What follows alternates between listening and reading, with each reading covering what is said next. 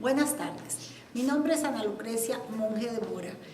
Soy miembro de la Iglesia Bautista Palabra de Vida en San Blas de Cartago, Costa Rica. El día de hoy trataremos el tema la fe como un don.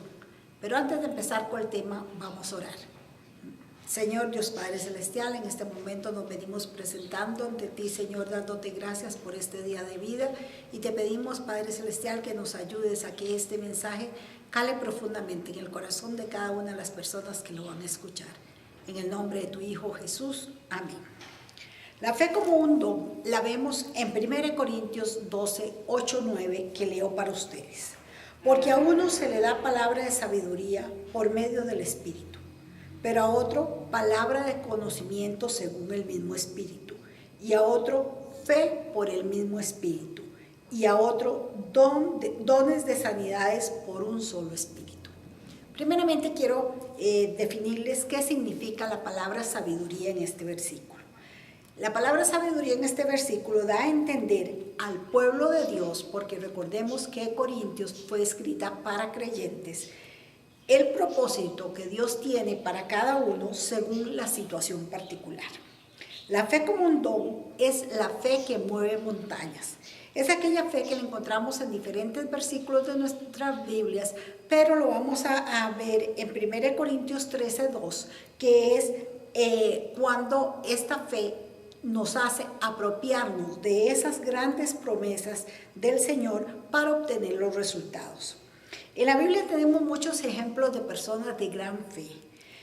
Veremos el caso de Elías. Cuando Elías por la fe oró al Señor para que no lloviera y no llovió durante 3 años y medio. Esto se puede ver en Santiago 5 del 17 al 18, que no voy a leer por espacio de tiempo, pero que cada uno de ustedes puede estudiarlo en su Biblia. Cada creyente tiene la fe salvífica. Recuerden que estoy diciendo cada creyente, cada persona que haya entregado su vida a Cristo tiene la fe salvífica, que es la fe por medio de la cual depositamos nuestra confianza y sabemos que nosotros solos no podemos salvarnos, que es la obra que Jesucristo hizo en la cruz del Calvario la que nos lleva a el cielo y hacia el Padre Celestial. Es por medio de esta fe que llegamos a ser salvos. Pero la fe de la que estamos hablando hoy es la fe que es como don para ponerla al servicio de cada uno de los miembros de nuestra iglesia local. Cada uno de los miembros de una iglesia local tiene dones que el Señor ha dado a cada uno para que los ponga al servicio de sus hermanos en la iglesia local. Entonces, el Señor da diferentes dones. A unos les da unos, a otros les da otros, para que sean puestos en la iglesia local con el fin de que la iglesia local sea edificada. Vemos cómo los dones tienen ese propósito, edificar el cuerpo de Cristo. Y recordemos que el cuerpo de Cristo es cada uno de los creyentes que por fe han depositado su confianza en Jesucristo. Primera de Pedro 4:10, que leeré para ustedes, dice: cada uno ponga al servicio de los demás el don que haya recibido, administrando fielmente la gracia de Dios en sus diversas formas. Quiere decir que no debemos utilizar los dones que el Señor nos da para nuestro propio beneficio, para fines egoístas de cada uno de nosotros, que por naturaleza somos seres egoístas. Es por eso que el Espíritu Santo reparte estos dones diferentes a cada uno de los miembros de la congregación, porque cada uno de los miembros de una congregación va a ser edificado mediante los dones que posee un hermano. Este don, como lo dijimos anteriormente, no es el don para salvación. Esta fe no es la fe para salvación. Ya dijimos que la fe para salvación es la fe que cada uno de nosotros deposita en la cruz del Calvario, en la obra que Jesucristo hizo, y confiamos que es única y suficiente para llevarnos hasta el cielo. Sabemos que esta carta, que es escrita para los corintios, los corintios eran personas que ya eran creyentes, entonces para hermanos creyentes. Es por eso que se les habla sobre este don de la fe que es diferente al que hablamos para salvación. Dice que algunas de las necesidades dentro de la congregación van a ser satisfechas por los dones que cada uno o algunos de los miembros de la congregación va a tener.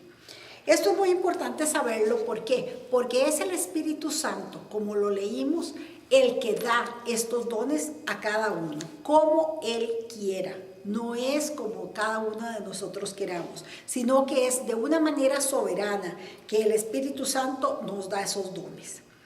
El don o los dones que cada uno de nosotros vaya a tener no nos da pie para que pongamos a criticar a las demás personas porque tengan o no tengan ciertos dones. Pero es muy importante saber que esta fe como don es una confianza poco usual sobre el poder del Espíritu Santo. ¿Por qué digo poco usual? Digo poco usual porque es una fe que el Señor da a algunas personas para creer fielmente en las promesas que Él ha dado. Como vimos el ejemplo de Elías confió plenamente en que si él oraba no iba a llover, y así sucedió. También en otros casos, en otros lugares de la Biblia se nos habla sobre personas que han tenido esta fe como un don. Debemos saber que tenemos que tener dos cuidados muy importantes con respecto al don que el Señor nos da. Primero, no debemos de sentirnos demasiado orgullosos por las habilidades que el Señor nos da.